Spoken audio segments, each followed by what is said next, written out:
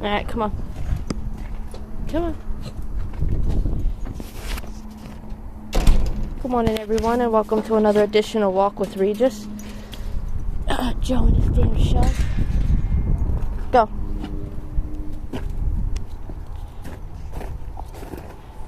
Today is January 28th. Today's weather, the highs will be in the mid-30s and the lows will be in the high 20s. So very much not a difference, not a big difference between the two temperatures. It's going to be cold, cold, cold. It is the end of January. There will be a 65% chance of snow because the symbol is a snowflake, not a raindrop. Precipitation, to me, can be just rain or sleet mix. Alright, now before I get to the news, I do have an update about his weight. I did just weigh him. In the last few weeks since I weighed him last, he's been busy stealing as much food as possible. He's been piggying everything he can find. The one guy I live with is always leaving food on the table within easy access and reach to him, and he's been stealing it constantly, and unfortunately, as a result, he has ballooned back up to 18 pounds, which means that he was only 1 pound away from his goal of 15 pounds, and he went and gained back 2 of them pounds.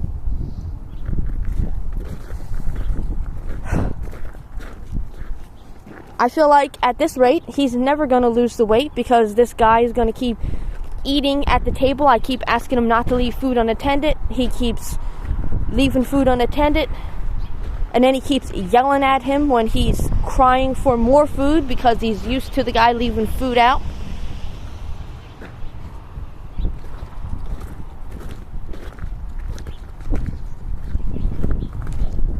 So I don't know what to do. I don't want him to spend the rest of his life in the kennel all day because that seems to be the only way to keep him away from any food in between meals. And he's been eating cat poop out the litter box, the kitten's training litter box, and he's just been generally stealing whatever smells like food, even cat shit.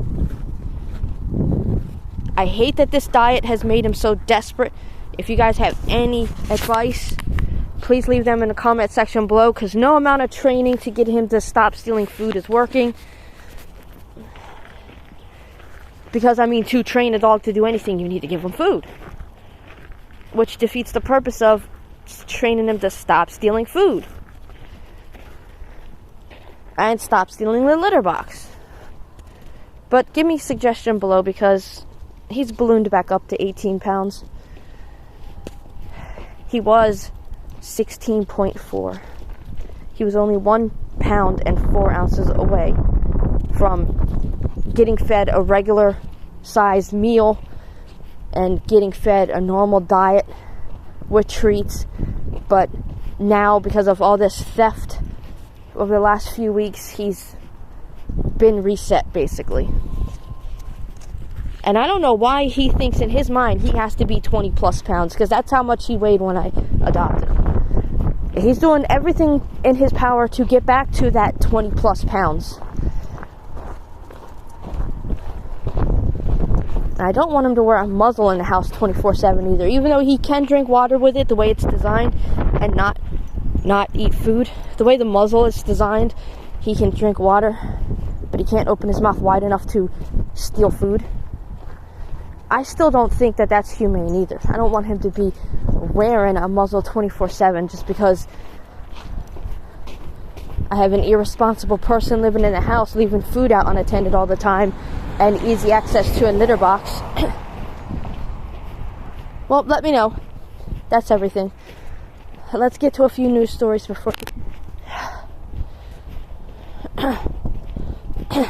Sidewalk is extremely slippery today.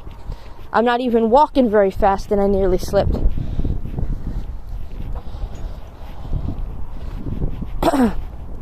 You gotta take it easy. This morning's a dangerous morning.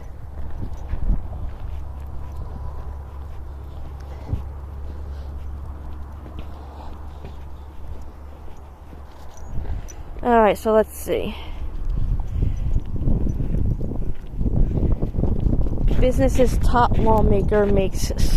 Buffalo's top lawmaker makes stunning announcement. The Buffalo Common Council is the legislative branch of stupid ad just got in my way of the second largest city in New York State, and it's made up of residents from the city of Buffalo's 9 council districts. The Common Council is led by a council president who is picked from the 9 members of the council. The council president is tasked with helping set legislative agenda for the city, and since 2015, the council president has been Darius Pridgen from Buffalo's Ellicott district. However, that is soon to change, as Pridgen made a recent announcement that he's planning to step down from his position on the Common Council at the end of his current term and not seek re-election. This has stunned many people in Buffalo who are not expecting this announcement to be made, considering the impact that Pridgen has had on the community since he was first elected to Common Council. Pridgen also held a seat on the Buffalo Public School Board. His current elected term expires at the end of 2023, and this announcement is sure to spur many people who have ambitions of being part of the leadership in the city of Buffalo to throw their hats in the ring and run for the seat in the Ellicott district. This is, in fact, a boost for some, as Pridgen ran unopposed in the last general election. Oh, come on. Up here.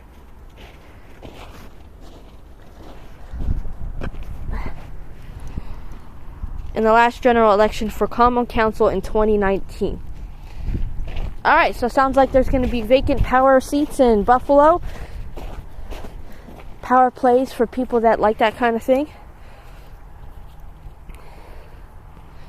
Animal shelter tries to get fire-breathing demon dog adopted. The Niagara SPCA says Ralphie is a terror. His new owner should be ready for his demon behavior. There's a lot of interest in adopting him. The folks at the Niagara SPCA in Niagara Falls, New York, have a big problem on their hands. It's Ralphie the French Bulldog. The cute pup seems like he would be first in line to get a family. Oh, and you have to pick the deepest snow to poop in. You must love the fucking sensation of snow tickling your asshole as you shit. Does anybody else's dog like to pick the deepest pile of snow to shit in?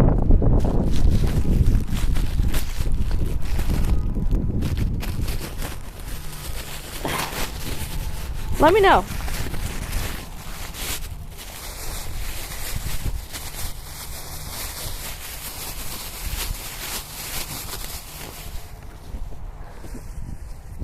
He did give me shit this morning, though. Alright, come on.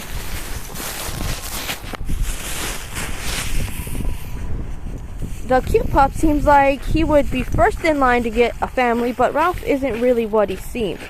The shelter doesn't even sugarcoat it, saying in a Facebook post, "We don't actually have too many nice things to say, so we're just going to come out with it." It added, "Ralphie is a terror in a somewhat small package. His first owners tried to train him, but when the lessons didn't take, they gave him up for adoption. His second owner said he annoyed their older dog, but the shelter dog said it was more than that. What they actually mean was Ralphie is a fire-breathing demon and will eat our dog. But, hey, he's only 26 pounds.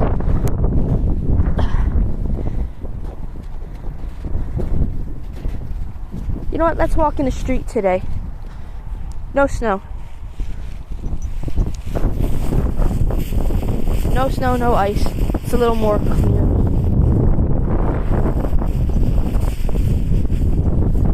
The shelter recommended that Ralphie's new owners be the mother of dragons, like Game of Thrones Daenerys Targaryen, or someone who doesn't have kids or other pets, and a lot of times on their hand to give Ralphie the stern training he needs. After the first Facebook post went viral, the shelter posted an update on Ralphie's progress, as a good shelter should. It is giving the Frenchie a lot of love and attention, but at the same time training him the best way it knows how, by bringing them out. Come on. Oh, it's brutal today. Windy, cold, and he wants to insist on being on the sidewalk, but I guess I trained him to be that way, so I can't be mad at him. But we're coming up upon more patches of snow. See, all that snow. He's gonna slosh right through it. Good boy. I just want to take him for a full walk. I'm debating cutting it short though, but I want to take him for the full walk so that way he can start back to losing weight and get as much pee out as possible.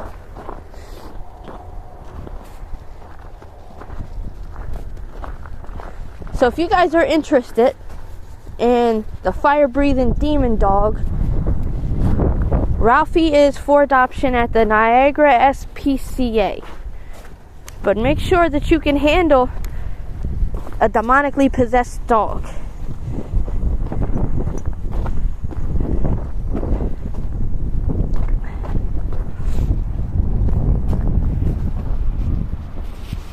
Let's see what else. Cops suing departments speak out. Police officers on the receiving end of what they say were racist rants by their boss are resisting orders to return to work. In November, 2 black police officers and a mental health clinician sued the department and their commanding officer for creating a hostile and discriminatory work environment. Now the police department is insisting the officers return to work, while the captain they accused of unleashing a racist rant in the workplace is being paid to stay at home. Come on, Regis. Out front, I can't read if I got the phone angled towards you. Come on. 2 officers, 6-year-old veteran Caitlin Bolden and 15-year veteran Brandon Hawkins told Investigator Post in an exclusive interview they're not ready to come back. Come on. Why are you stopping? The more you stop, the longer this walk will take.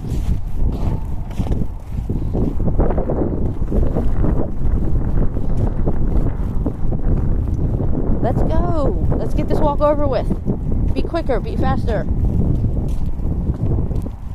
You have to log your miles in today, like every other day. Come on. They want assurances from the department will protect them and create a safe space for other officers of color to come forward when confronted with racism in the department. Well, good for them. They got to stand up for what they believe in. And if this guy is being paid to stay at home, you're pretty much just rewarding him for his behavior.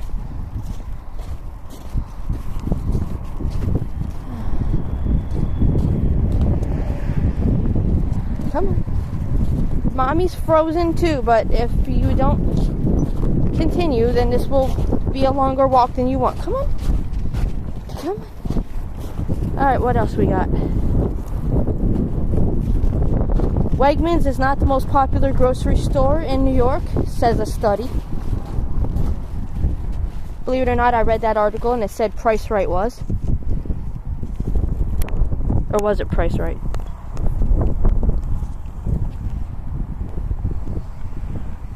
ShopRite. Never mind, ShopRite.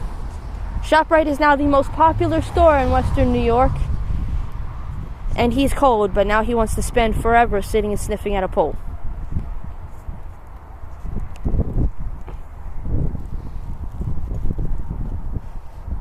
I'm just reading the title, not the article. A 24-year-old says she ignored her bloating and stomach pain until it got so bad she went to the ER. Doctors diagnosed her with ovarian cancer. So you guys got to be monitoring everything like that. Don't let it get that bad. If you got some bloating, go get it checked out. Though, of course, if she had, the article would be different. Woman went to the ER 1,000 times before doctors diagnosed her with ovarian cancer. That's what the new article would have read if she had opted to seek medical help with just bloating and stomach pain. Because that's, I don't think, normally a symptom of ovarian cancer.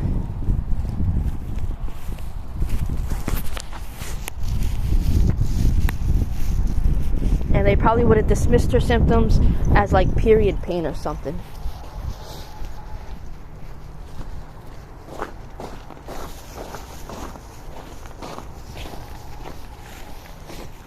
Let's see. Video shows Memphis officers kicking, punching tire Nick Coles as he calls for his mother. I'm not sure who that is.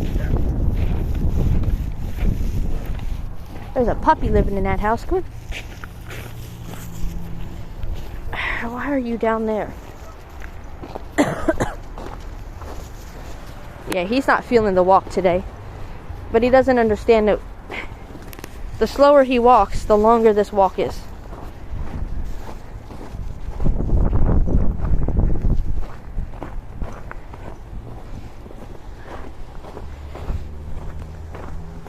Come on.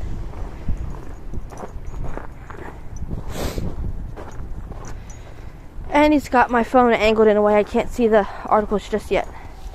Alright, let's see. Former BPD Buffalo Police Department officer accused of harassing officers investigating break-in. Huh. Well, let's see. A former Buffalo police officer is accused of harassing police while investigating a break-in on Bailey Avenue. The Erie County District Attorney's Office announced that 55-year-old Cariel Horn was arraigned Friday in Buffalo City Court on one count of second-degree obstruction of governmental administration, one count of second-degree harassment, and one count disorderly conduct, a misdemeanor, and 2 violations. According to the District Attorney's Office, on December 25th, 2022, the officers were interviewing 2 suspects during an investigation into a break-in on the 2800 block of Bailey Avenue when Horn allegedly attempted to prevent the officers from performing their official duties. Horn is suspected of demanding that the officers release the suspects before their investigation was complete and allegedly refused multiple orders by police to leave the area. Horn is also accused of pointing her finger in the face of one officer and pushing the officer during the incident. Horn spoke to 7 News anchor about the incident. She said she saw people sitting in the snow outside the store, and an officer approached her and asked her if he could help her. According to Horn, she told the officer that the people needed to be taken out of the snow, and the officer allegedly threatened to arrest her. She scheduled to return on March 2nd for further proceedings and was released on her own recognizance, as the charges are non-qualifying offenses for bail. I wonder what really happened. That's that lady that sued the department successfully for being fired for stopping an officer from kneeling on a black man's neck. And she was successful. And I wonder if she's just trying to stay relevant to the public eye with these same types of stories that happened to her, or if this really happened.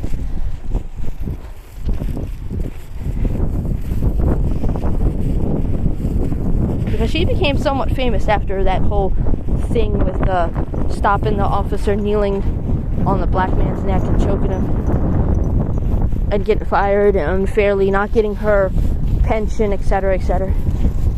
I'm gonna make that the last news story of the day. I know Regis is quite eager to be inside.